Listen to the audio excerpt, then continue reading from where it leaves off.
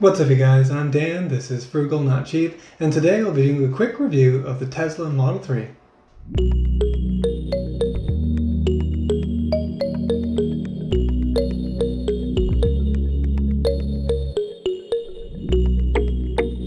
So Natalia's in the shop and she's getting the MCU2 upgrade along with the full self-driving hardware.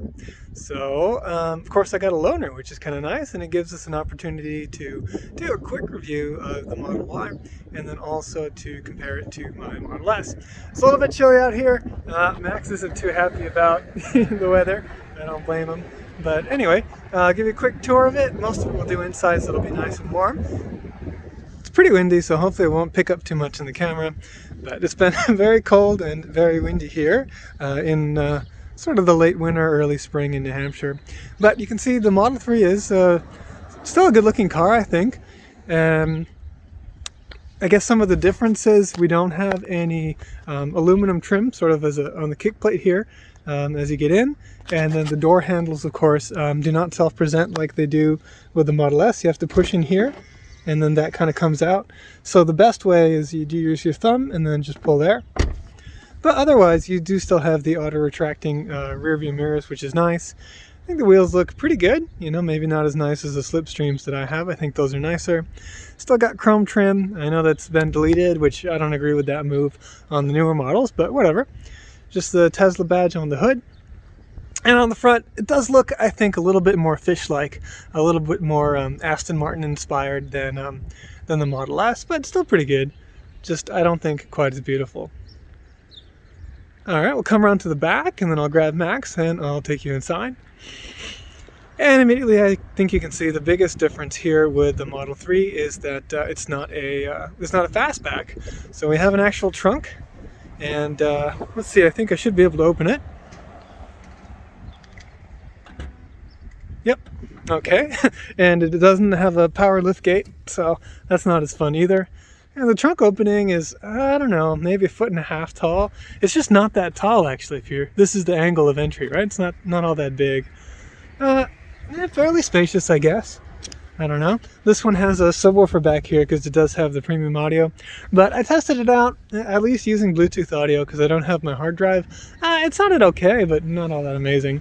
So I don't think that's all that great. This is the dual motor variety, so it's faster, but it's on chill mode because it's a loaner, so they don't want you going crazy on the acceleration, which is fine. Yep, a little loud because we've got the trash removal going on today. Anyway, what else is I going to show you? So that's the trunk. We should take a look at the front before we jump inside the vehicle. So here's the key fob. It's just like the Model S key fob, very similar. You also have keyless, of course, but having the key fob I think is really nice. Double tap the front to open up the trunk. And so we got our charging cables here, and it's an alright size. Nice thing are these little hooks for your groceries, so that's kind of cool. Something that's not in the Model S. But again, yeah, this is not nearly as deep or large.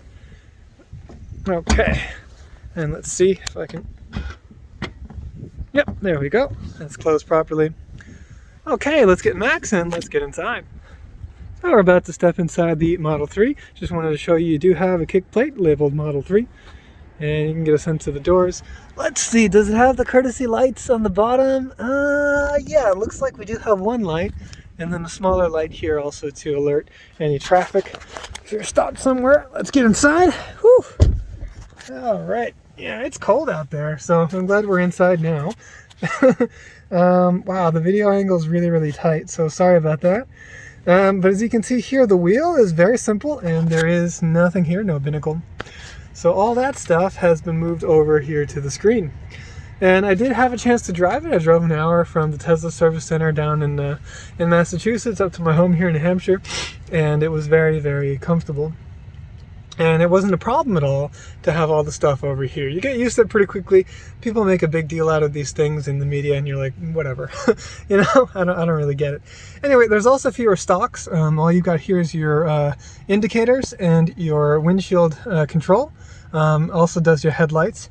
And then over on the right, you have the drive stalk, which the drive stalk has been combined with the cruise control stalk because you just tap it down twice to engage autopilot and cruise control. And then you can adjust your speed using the right scroll wheel. And then you have a left scroll wheel to manage your media while you're driving. So I guess we'll do the screen later. First, I'd just like to do some quick stuff about the interior here. And really, I might want to jump in the back so you can get a better view of it. But first off, you can see that the dash has this kind of wood trim here, which I like. There's a carbon fiber option, which, not really my style. There's some aluminum trim here, which is nice. And you've got these kind of like across the entire car air vents, which are cool. The dash material up here is pretty hard, actually. It is not soft touch. Well, all right, I guess it's got a little bit of give to it. Yeah, it does have a little bit of give to it, but it's not anywhere near as premium as the leather and Alcantara that I have in the Model S. Then across the front up there, you can see the wide speaker grill kind of thing. And then we have a speaker here, and supposedly another speaker here, but I haven't heard anything come out of that one. It's probably a little tweeter. I'm not really sure what's going on there. So, very minimalist. It does look good, I would say. The steering wheel looks good too. It does have a flat bottom, so that's nice. Is this plastic or aluminum? I think that's aluminum here, whereas on the Model S it's aluminum. I think it's plastic here on the Model 3. And then the pedals don't look as nice either, as you can see down there. Then another thing that they fixed in the updates is that you've got this glossy piano black, which of course shows a lot of fingerprints and grime and oil and whatnot. But what is nice is, let's see, how do we open this again? Like this? Yeah, okay. And it just flips up. It's a good place to put your phone. My Galaxy Note 20 Ultra is too tall to fit in there, and then those connections down there are lightning connectors for like an iPhone, which won't work, of course, in mine, which uses USB-C. So that's fine. You know, a lot of people that like Tesla also like Apple. You can kind of see some of their design aesthetic, I think, here in the software. Just really simple, kind of nice. Everything works. Yeah. All right, and then you have a little bit more storage here, which is lighted. Looks like someone had a mask in there. Close that gently. We do have cup holders, which is nice. And you have a good big armrest here. So we don't have the wood like we have in the Model S, but we don't have the two retractable armrests with the cup holders. We have cup holders instead over here. But we have nice, soft, well, this is a vinyl, it's a fake leather, vegan leather, we'll call it, whatever. But it is a nice material. You wouldn't really tell the difference with leather. And it does have a nice give. It's softer than what we have in the Model S. And then we have additional storage here, including a plug, which is nice, because I might actually use this one if we need to get a little extra charge before we head down. We'll see. So that's that. You can get a sense of the seats here. They're very similar to the Model S. These are nice and soft, very cushy, and very comfortable. Okay, now how about the door panels? So here Max, you're gonna have to move. Sorry, buddy. Okay, so here on the doors, we have soft touch plastic on the top, so we don't have leather. This is just plastic. Down below, though, we have a suede Alcantara in here, which is nice and soft. This is a good touch. And then the sort of the grab handles here and where your arm rests, they have improved. This has a lot of give. It's the same like the center armrest. Very comfortable. Of course, 4 windows automatic up and down. And then here is the button to open the door. You just hit that and the door opens. So that's quite good. Insulation is good also. I think they've improved the insulation. And then these materials here that you touch a lot, they've improved that since the Model S. I don't know what the refresh is like, but they have made those materials more comfortable. And then they've also gone to more traditional kind of storage here in the center console. And I think that's probably a good move as well. All right, let's do quickly the back seat, and then we'll take a look at the infotainment.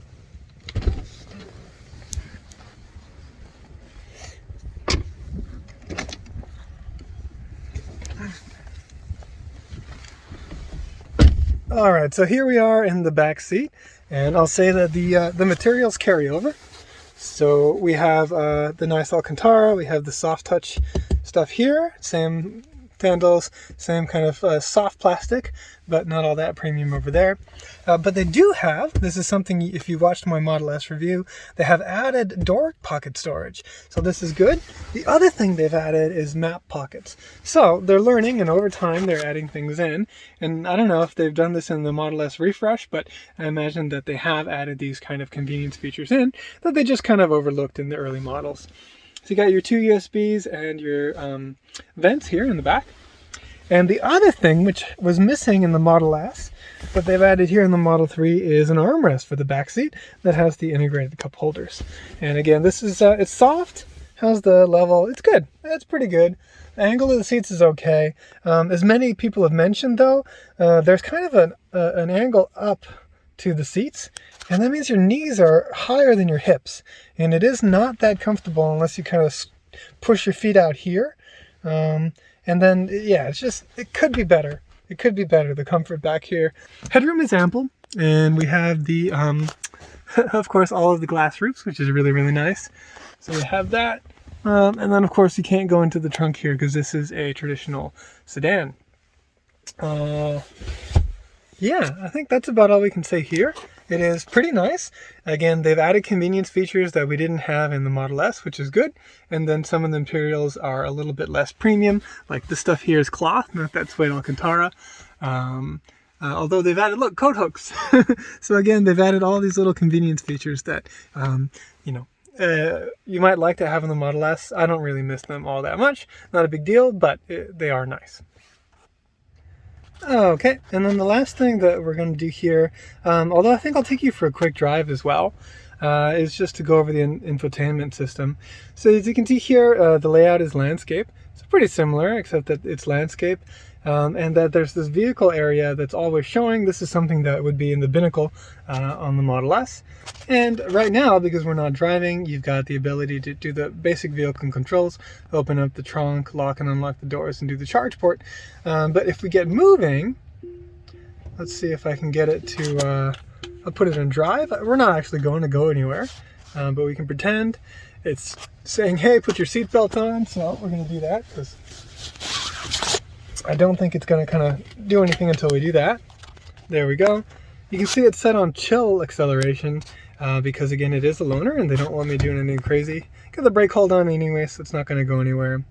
The nav is good. It doesn't have the satellite overlay, so that's kind of annoying.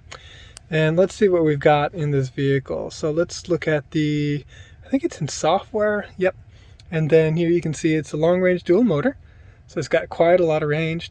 It's got enhanced autopilot, standard connectivity, though it doesn't have premium. That's why we don't have the satellite, I guess. And here you can see it's got the full self-driving computer installed, but it doesn't have the FSD software.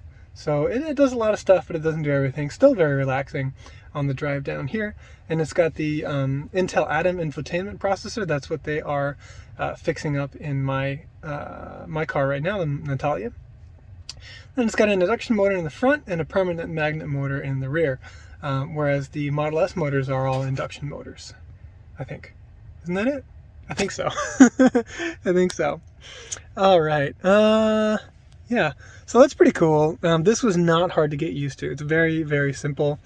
One thing that's nice with the cameras, you can see here, we have the rear, and then we have the two rear-facing side cameras as well. So we have increased visibility when we're backing out.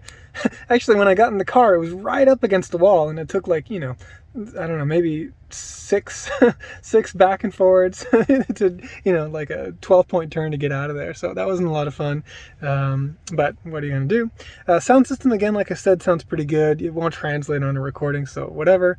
But you got your windshield wiper controls over here. That was pretty simple. Here's all the same stuff from before. Although, of course, we have more entertainment options in the new one. Like we have this like Fallout Shelter game. We've got the beach buggy racing, which would be a lot of fun, I'm sure. And then we should have also some theater type stuff. Hold on, can we toggle over? Oh no, we can't toggle over to theater. I'm not sure why that is. Maybe because it doesn't have the premium stuff or it's not on Wi-Fi. That might be the reason why. But that's okay. And then the toy box is, I think, pretty much all the same stuff as before, but fun things, for sure. And what else can we say? Well, let me see about the quick controls, or maybe is it? No. All right, so that's the defrosting and all that stuff. We have heated seats. We do not have cooled seats. It should have a heated steering wheel though. Yeah, here's the cool AC control, as you can see. But I'm not sure how you do the... Oh, here's how you do the heating.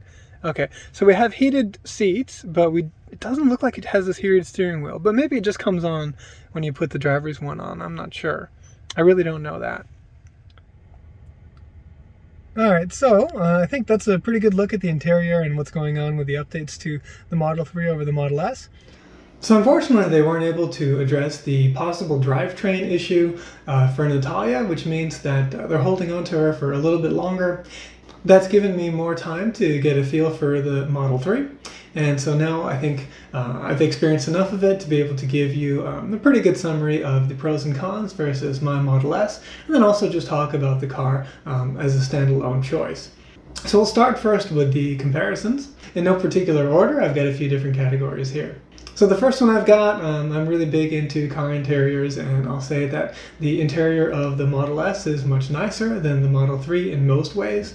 The headliner is all Alcantara suede, which is really nice. There's leather everywhere, more aluminum, whereas the Model 3 is a little bit more down market, still premium, still nice. And you know, the styling is kind of subjective, but extremely minimalist.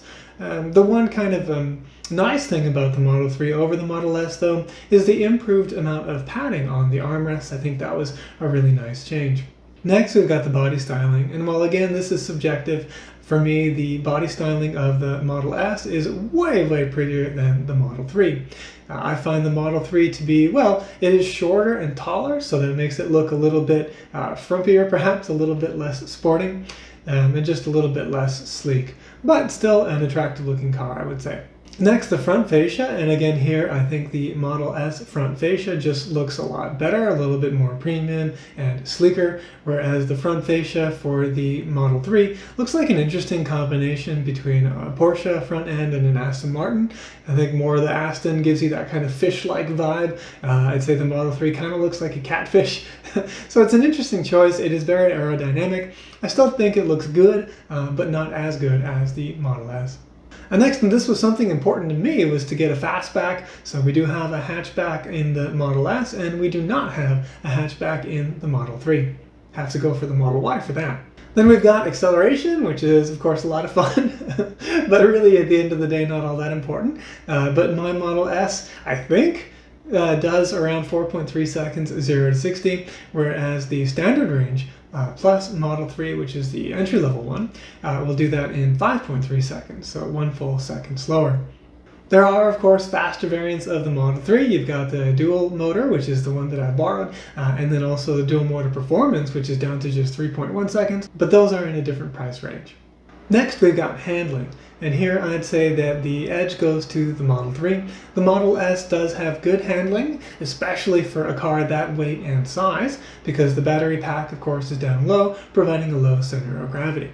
However, the Model 3 just has better proportions to be a better handling car, and is also set up to be a better handling car as well, tested by Randy Popst, a race car driver at Laguna Seca, and then of course they, I think they worked on it on the Nürburgring as well. But anyway, the Model 3 unquestionably is a better handling car, although the Model S is no slouch, particularly for its size and weight. And this takes us over into the suspension.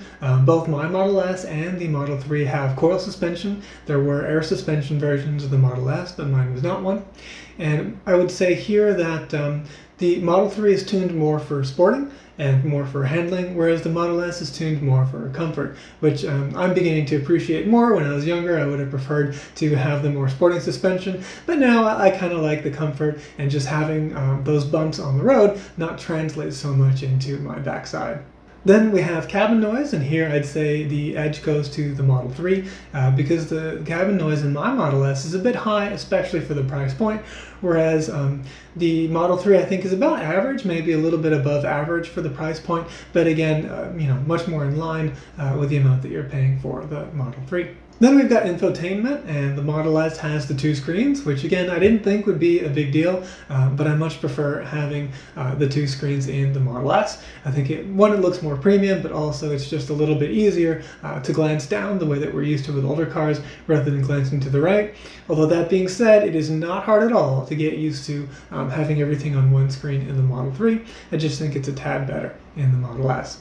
And then we've got efficiency and range. So these are kind of related to each other, of course, but the Model 3 is definitely more efficient than the Model S. It only takes 24 kilowatt hours to go 100 miles in the Model 3, standard range plus, whereas it takes 34 kilowatt hours to go the same distance in my Model S. So that makes sense given that, the technology has advanced to some degree, and the Model 3 is a lighter and smaller car as well. But in terms of overall range, interestingly, I guess because of the size of the battery pack, while the edge goes to the Model 3 again in this category, it isn't all that large of an edge.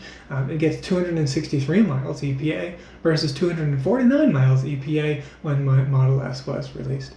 So as you can see here, there are some things that were an edge for the Model 3 and some things where the Model S is superior in my view. And so given that these two cars are right around the same price point at $38,000, it's really going to depend on what is more valuable to you. So for me, and I will say obviously I may have some confirmation bias because I spent $38,000 on a car. I'm likely to have a lot of psychological pressure to feel like that was the right choice to make. So the alternative was to buy a standard range plus Model 3. Price is right around the same. And so you'd have a new car with, almost 0 miles on it, whatever it gets when it's delivered, versus, the 60,000 miles that Model S had. And of course, the new car warranty and all that kind of stuff. Which one would really depend on what's worth it to you. For me, I'm happy to have the acceleration, the beautiful exterior and interior styling, to have the 2 screens. I didn't think that'd be a big deal though when I made the decision, by the way. But just overall, having the hatchback, just the Model S is my dream car, and the Model 3, while an awesome vehicle, and when you compare it to its gas counterparts, it's just pretty amazing, and it's well in front of the pack in terms of its EV counterparts as well at that price point. I'm really happy with my choice to get a Model S. So I hope you enjoyed this video, a quick review of the Model 3 and a comparison to my Model S. If you did like the video, do please hit the like button, it helps the channel a lot. Also, please subscribe if you have not, and put any comments down below. What do you think about these vehicles? What would be your top choice for a Tesla or any other EV for that matter? Anyway, thanks again for watching, and I'll see you in the next video.